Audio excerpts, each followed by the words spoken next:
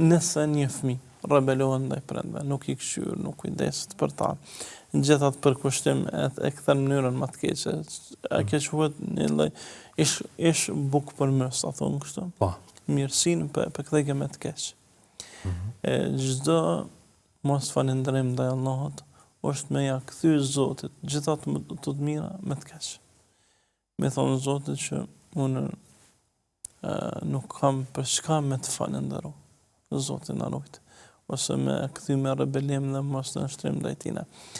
Ndaj kur e kuptojmë vllai dashur, se pse Allahu Azza wa Jalla ka përgatitur xhenemin, se pse është aq shumë ai vend i tmerrshëm, pse ka ndëshkime të tmerrshme, pse dënimi më i lehtë fillon kpucat me zjarre të vlojnë trut. Pse gjithë kjo? Ka kosto. Për çdo mos falënderim do të ndeshkohen. Për çdo frymëmarrje që s'kan qenë mirë njerëz ndaj dhuruesit do të ndeshkohen. Por që në fillim të emisionit u dakorduam se është e pamundur të falënderohet Allahu për çdo mirësi.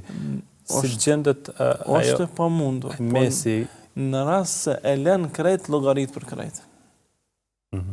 Në rast se e lën krejt falënderimin ndaj tij llogarit për krejt.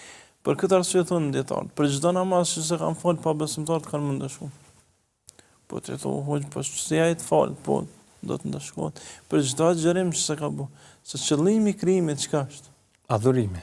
E nëse s'bëhet, ndaj kjo është kosto do të paguhet.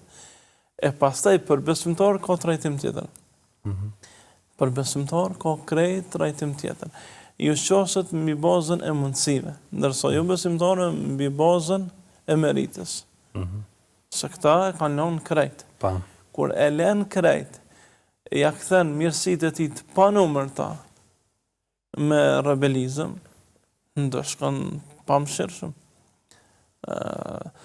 Kur Allah Azza wa Jalla në dhjetra dhe qindra faqe në Kur'an përshkruan xhehenemin dhe përshkruan në qindra e mira ajete se si do t'i dënojë xhehenemit.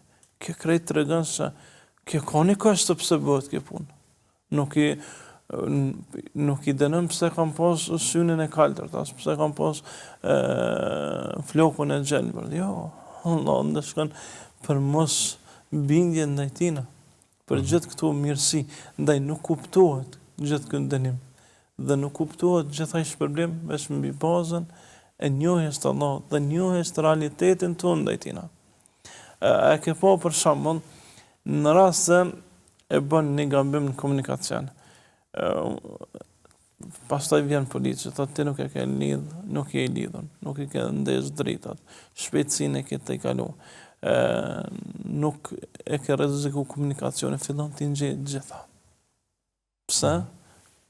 Ka rreziku ke bu.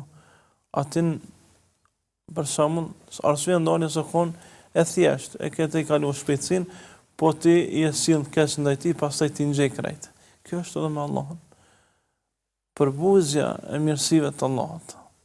Në të nësi, kërkon pastaj ndëshkim në të nësi. Falëndërimi i tij në mundësi jep shpërblim pa hesab.